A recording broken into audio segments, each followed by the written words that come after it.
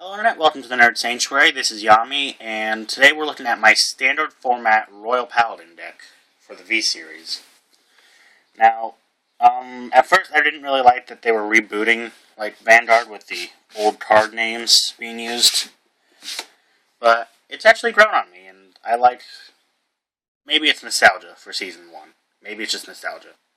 But I like seeing these new guys with, new effects, and... Imaginary Gift really caught me by surprise. I thought it was a stupid gimmick, but now it's grown on me a bit too.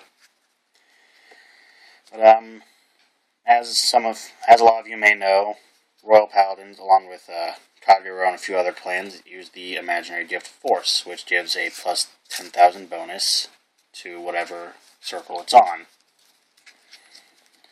And with that out of the way, let's take a look at the deck. First off, I got Lime. He's your starting Vanguard, and when you ride on top of him, you get to draw a card. Pretty basic. One thing that's kind of a bummer with the reboot is Forerunners don't come in decks anymore. It's kind of a bummer. And then we're running 4 of the Flash Shield Assault draw trigger, and as you may have noticed, Assault is now a perfect card, which means we get to take the 4 grade 1 spots that would be taken up by these and make it a lot more aggressive. But everyone knows how perfect card works, and interesting thing about the V-Series cards, let me refocus the camera. All of the draw triggers, and every trigger really, gives a plus 10,000 bonus. Stand triggers don't seem to exist in the V-Series though. They're replaced by the front triggers, which just give plus 10,000 to the entire front row. And we got Floatal as our critical trigger here, and looks like all triggers were bumped up to 15,000 shield. Pretty much a lot of cards got shield bumps. I think it's mainly to sort of counterbalance the aggressive type Imaginary Gifts like its Cell and Force, which give a 10,000 point bonus. But we're running 4 Floatal here, and since, like I said, stand triggers aren't a thing, and front triggers only work for its Cell decks, we have 4 more critical triggers, Bringer of Good Luck Epona, which I think Epona and Floatal are the only criticals in the Royal Paladin clan so far, so kind of limited on what you can do with that. Finishing off, we have 4 copies of Yggdrasil Maiden Elaine, which heal triggers all seem to have a 20,000 shield, kind of making it useless to try and run G-Guardians if you try the premium format. But this is a standard format deck, so only V-Series cards. Moving on to the grade 1s, I have 3 of the Night Squire Allen, with the rearguard skill that when he's placed, Counterblast 1, call a card from your hand with a grade that's either equal to or less than your Vanguard's grade. And then if you called a card, draw a card, and Alan gets plus 3,000. It's a little weird that he only superior calls from the hand, but the other effects that come with it make it so much more worth it. The additional draw and power, good card so far. He'll probably get bumped out in the next pack that features new Royals. After that, we have 4 copies of Pondul. He is absolutely necessary, like a staple if you're using Soul Saver Dragon. Because when placed on rearguard, if you have another unit in the same column as him, you get to Soul Charge a card. And if the card you Soul Charge is a trigger unit, this unit gets plus 5,000 until the end of the turn. Like I said, absolutely necessary if you're running Soul Saver because you need to build up the soul. Even though Soul Saver does that a little bit herself. You definitely want the extra Soul Charge power, especially since there are cards in this deck, such as the new Blaster Blade, which Soul Blast a good amount. Then we have 2 copies of Wingull, which, during your turn, any Blaster Blades in the same column as this unit get plus 5,000 power.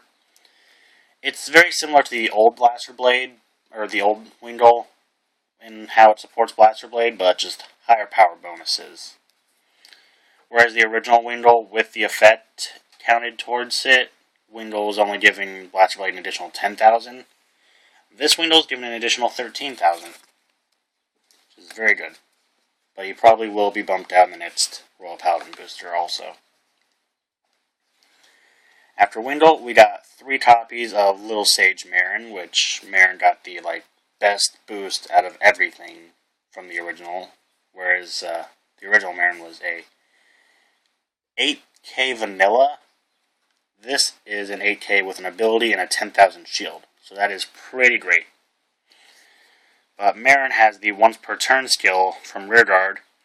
When your other Rearguard is placed in the same column as this unit, Counterblast 1, draw a card, and this unit gets plus 3,000. Very good.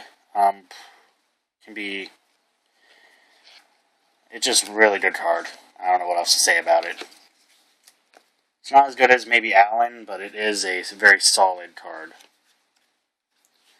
Ending out the grade 1s, we have 2 copies of Knight of Rose Morgana, and she has the Rearguard skill that when it attacks a Vanguard, you can Soul Blast. I'm still not very used to the new symbolism for the effect.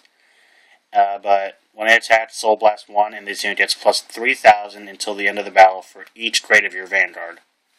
And it gives a little example in the parentheses here that if your Vanguard's a grade 3, Morgana gets a plus 9,000, which is very good. But it's only if she attacks, so she can't boost with that ability. Then starting off the grade 2s, we have 4 copies of Blaster Blade, obviously. And he actually got a bit of a skill change too. He doesn't take 2 Counterblasts anymore. One of his skills is now, when this unit is placed, Counterblast 1, Soul Blast 1, and choose a front row rearguard and retire it. But he also has the ability that if you have 4 more rearguards and he's the Vanguard, he gets an extra critical. So it's a very good ability. I would definitely say that this Blaster Blade is an advantage over the old one, in where not only does its effect seem better, but he actually got more power now. I believe the original Blaster Blade was only a 9k, this one's a 10k, which makes getting through a little easier. I've definitely had some moments in the past where Blaster Blades barely less attack did make a difference. Continuing on, another staple if you're using Soul Saver Dragon is High Dog Breeder Akane, because she has the Vanguard or Rearguard skill that when she's placed, Counterblast 1, search your deck for a Pondle, call it to Rearguard, and shuffle your deck. So this, you'd call her or ride her, and then use her ability to superior call Pondle behind her or behind another unit, whatever, as long as there's another unit in Pondle's column, you get that immediate soul charge, which helps build for Soul Saver. But she also has the Vanguard or Rearguard skill, that during the battle that she's boosted by a high beast, she gets an additional plus 3,000. Pretty solid. I've used this deck a few times since I got Akane, and it is actually very useful. More so than I thought. After that, I have 2 Conjurer of Mithril with the skill that when placed from hand, if this is a Rearguard, Counterblast 1, Soul Blast 1, search your deck for a grade 2, call it to Rearguard, and shuffle your deck. Because of the wording, you can't, call a Conjurer and then use the ability to call another Conjurer, because, it has to be from the hand. But still a pretty good card. With the fact that I do use Soul Saver, it's a slight hindrance that it's Soul Charge, or it's Soul Blasts, but it's not that big of a problem. Ending out the grade 2s, I have 2 copies of Knight of Devotion Burgess, with the skill that when your Vanguard is if your Vanguard is grade 3 or greater, this unit gets plus 3,000 power. It pretty much just becomes a 13k beater. That's all there is to it, and that's really all I need it to be. Moving on to the grade 3s, I run 4 copies of King of Knights Alfred, with the skill, the once per turn activated Vanguard skill. Counterblast 1, search for a Blaster Blade, call it to Rearguard, and that unit gets plus 5,000 until the end of the turn. Shuffle your deck. I'm a little bummed that Alfred can only call Blaster Blade now, since he is supposedly the king of the Royal Paladins. Just seems weird that only Blaster Blade heeds his call.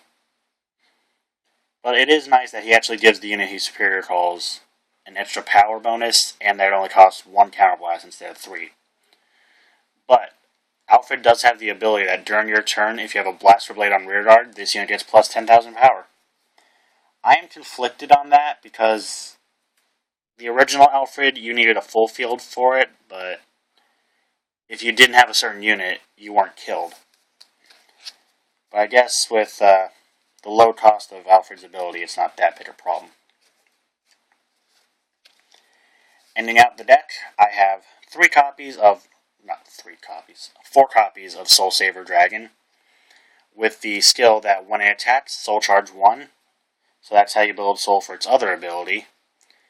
But it also has the Soul Blast 5 ability, that 6 of your unit, I can't talk today, 6 units get plus 15,000 power. This is a very solid ability, very, very useful. Makes it so much harder for your opponent to hit anything. And I forgot to mention it because I didn't think I really needed to, but just in case. Both Soul Saver and Alfred use the Imaginary Gift Force. So as soon as you ride them, you get a Force marker. And I am kind of disappointed in the fact that with this reboot, it looks like the clan-specific keywords, Brave, Thunderstrike, stuff like that, it seems those are gone. And it'll probably be forever until we see certain clans, even though you might want to see them now. Like, personally, I'm waiting for Narukami to make a return. For what we got now, I'm pretty happy, especially since Royal Paladins were like my second main deck. So this is pretty good. I'm happy. And this deck, when I got the trial deck, it was actually the first time I ever got a hot stamped card, so that's pretty cool. But that is my standard format Royal Paladin deck. Let me know what you think in the comments below. If you'd like to see, like, comment, subscribe, and I'll talk to you guys later.